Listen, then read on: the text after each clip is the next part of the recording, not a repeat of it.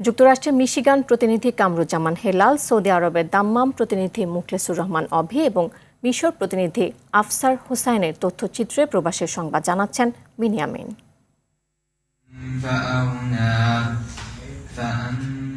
Bangladesh association of মিশিগানের চতুর্থ বার্ষিক ইফতার মাহফিল অনুষ্ঠিত হয়েছে। সংগঠনটির উপদেষ্টা ও city of Warren crime commissioner Suman Kabir, Tahmid Chowdhury ও সাইফ ইসলামের সঞ্চালনায় মাহে রমজানের তাৎপর্য নিয়ে আলোচনা করেন শায়েখ মোহাম্মদ ইশতিয়াক এবং সাইয়েদ খান।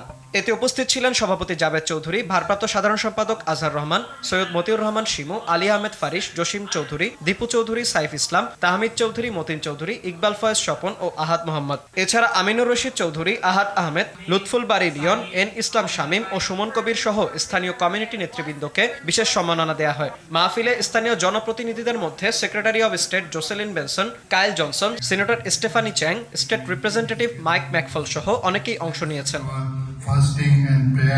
সৌদি আরবের দাম্মামে Saudi Bangladesh business and investors ফোরামের উদ্যোগে ইফতার ও দোয়া মাহফিল অনুষ্ঠিত হয়েছে। সংগঠনের সাধারণ সম্পাদক মোহাম্মদ আইয়ুবের সভাপতিত্বে এবং শওকত কামাল ও আব্দুল্লাল মামুনের সঞ্চালনায় অনুষ্ঠানে প্রধান অতিথি ছিলেন জেদ্দা বাংলাদেশ কনসুলেটের কমার্শিয়াল কাউন্সিলর সৈয়দা নাহিদা হাবিবা। এছাড়া বিশেষ অতিথি ছিলেন ইঞ্জিনিয়ার ইয়াসিন মিয়া, মনির হোসেন, কামাল হোসেন, হাসান আক্তার সহ বিশিষ্ট ব্যবসায়ী ও ইনভেস্টররা।